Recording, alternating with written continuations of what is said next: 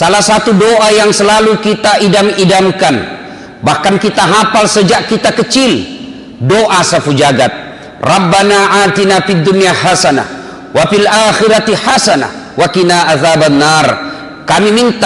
Kita minta kepada Allah keselamatan di dunia dan keselamatan di akhirat. Kita ingin di dunia ini bahagia dan di akhirat pun kita bahagia. Sayang seribu sayang, kita kadangkala salah menafsirkan soal bahagia dan selamat. Kita keliru menafsirkan dan mengartikan apa itu bahagia dan apa itu selamat. Kita menganggap bahwa bahagia itu banyak duitnya, tapi ternyata berapa banyak orang banyak duitnya akhirnya berujung dalam penjara karena dia cari duit salah. Ada orang menganggap bahwa dengan tinggi jabatan maka kita akan bahagia. Kalau hanya dengan jabatan kita bahagia, maka berapa banyak orang Indonesia yang hanya bisa bahagia karena terbatas pejabat. Dan jabatan itu akan hilang seiring dengan perjalanan waktu. Ada orang menganggap bahwa bahagia itu populer, terkenal di mana-mana. Justru berapa banyak orang tersiksa karena dia populer, kemana-mana tidak bisa bahagia karena diikuti orang banyak.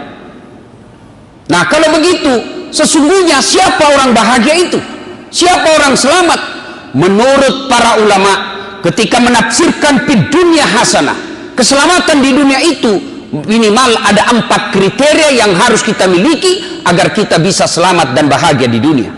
Yang pertama, orang bahagia dan selamat di dunia itu memiliki istri atau suami atau pasangan yang beragama dengan baik. Meskipun duit banyak, meskipun pangkat tinggi, meskipun populer, tapi kita dibawa kendali istri, dan istri kita itu tidak bagus agamanya, menderita kita, Pak. Berapa banyak orang tinggi pangkatnya, banyak duitnya, tapi istrinya, dia bilang orang ini kasar, sakang. Baru 5 menit keluar menelpon, di mana kau? Lagi enak kita ngopi, kau pulang kau cepat sekarang ini. Banyak duitnya, tapi kalau punya pasangan yang tidak bagus agamanya, tidak takut kepada Allah istrinya, maka tidak akan mendapat kebahagiaan. Maka adik-adik sekalian yang belum punya pasangan, silahkan cari wanita yang cantik, tapi jangan kau jadikan patokan kenapa cantik itu khayali. Apalagi zaman sekarang ada kamera 360 yang bisa menipu kalian. Silahkan cari perempuan calon istri yang kaya, tapi jangan kau jadikan sandaran utama, karena kekayaan itu ada batasnya. Dia kaya tapi 9 bersaudara, habis dibagi rata itu warisannya. Silakan kau cari istri dengan keturunan yang baik-baik, tapi jangan jadikan patokan utama, karena ada orang bapaknya Nabi justru anaknya jadi pengkhianat. Ada orang bapaknya pengkhianat justru anaknya menjadi Nabi Ibrahim alaihissalam.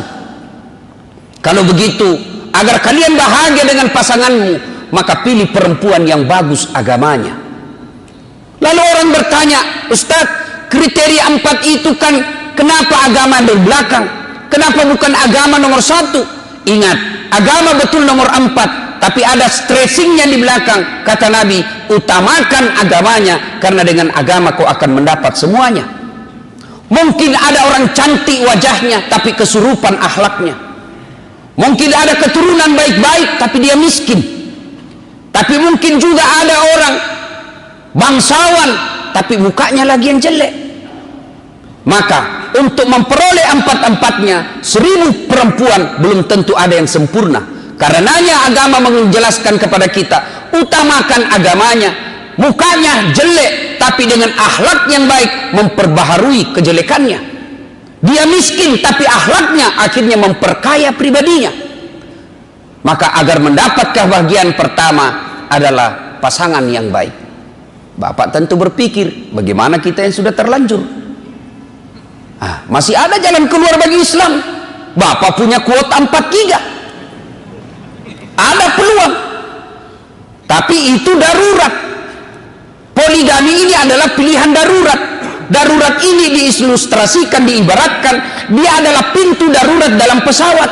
Itu pintu darurat tidak setiap saat boleh dibuka. Nanti betul-betul darurat.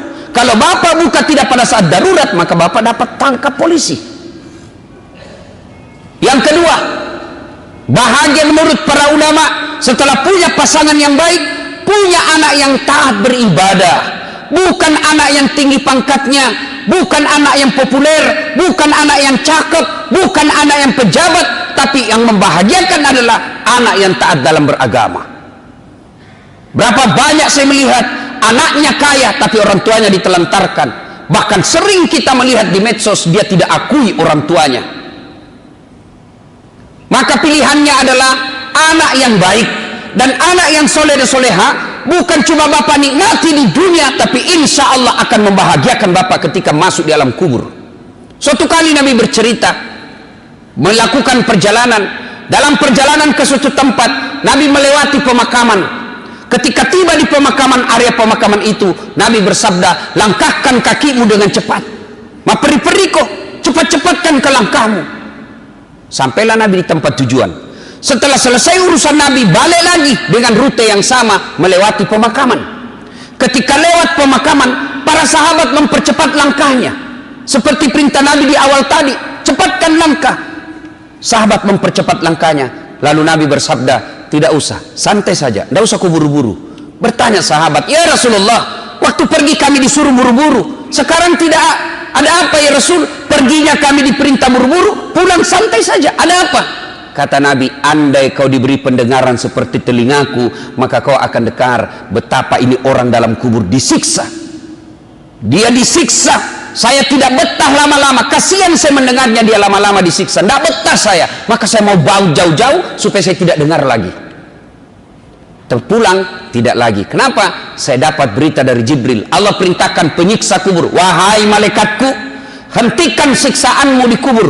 Tidak mungkin orang tua ini kusiksa sementara anaknya di dunia lagi belajar mengaji, membaca basmalah, bismillahirrahmanirrahim, dengan nama Allah Maha Pengasih Maha Penyayang. Masa bapaknya saya siksa di kubur sementara anaknya menyebut saya Allah Pengasih dan Penyayang? Berarti yang bisa menyelamatkan bapak di alam kubur bukan harta yang banyak, bukan jabatan yang tinggi, bukan popularitas semata, tapi yang bisa menyelamatkan bapak ketika dalam kubur adalah doa anak yang soleh dan soleha. Saudaraku orang Medan pergi merantau ke Sulawesi Selatan, menjual martabak Medan, sampai di sana tidak bahagia, boleh kembali ke sini.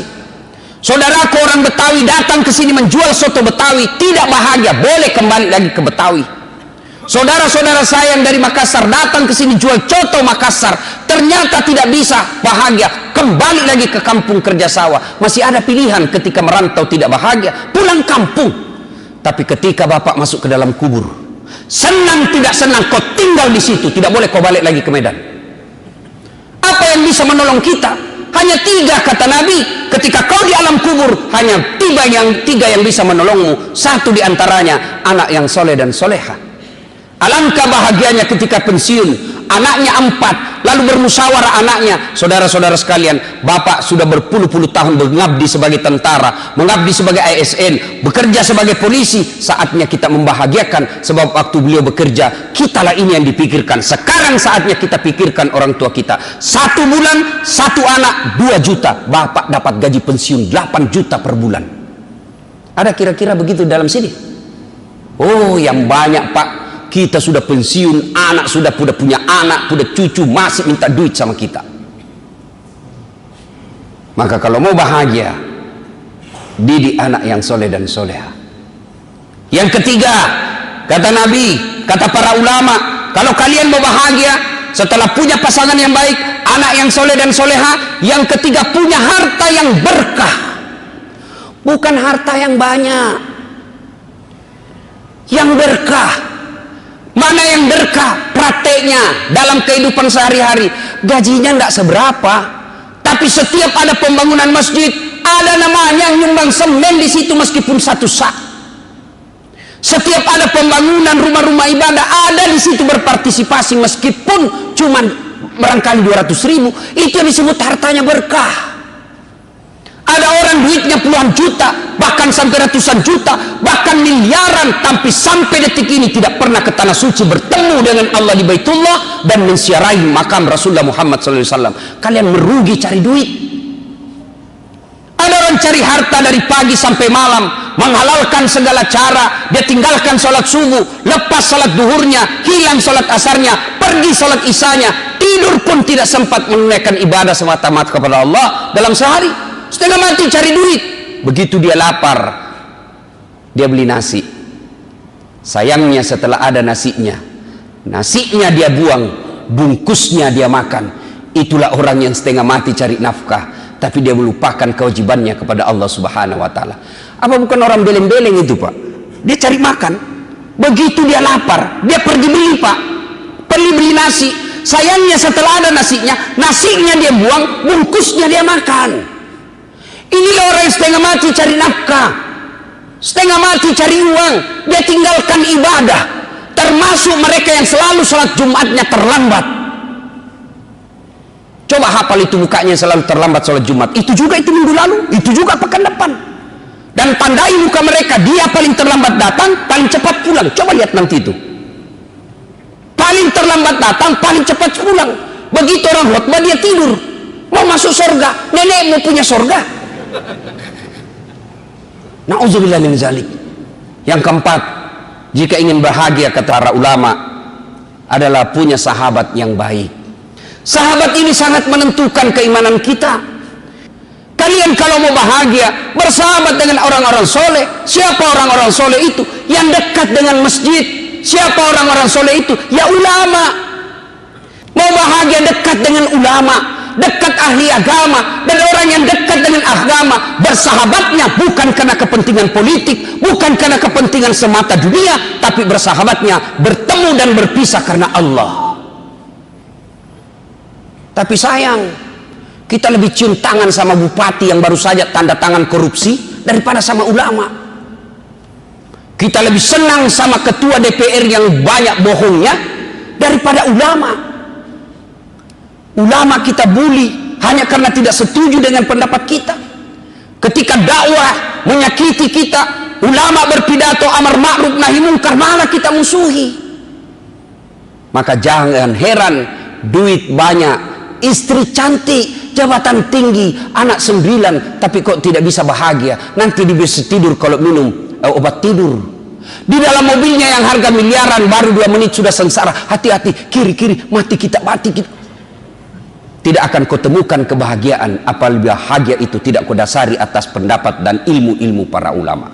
Semoga Allah Subhanahu wa Ta'ala memberikan kemampuan kepada kita untuk memperoleh 4 ini, sehingga kita betul-betul meraih keselamatan di dunia dan insya Allah keselamatan di akhirat. Semoga ada manfaat, lebih dan kurangnya mohon dimaafkan. Nun wal kalam yamsturun billahi fi sabilil haq. Barakallahu li wa lakum wa izzazil mu'minin. Innahu huwal ghafurur rahim.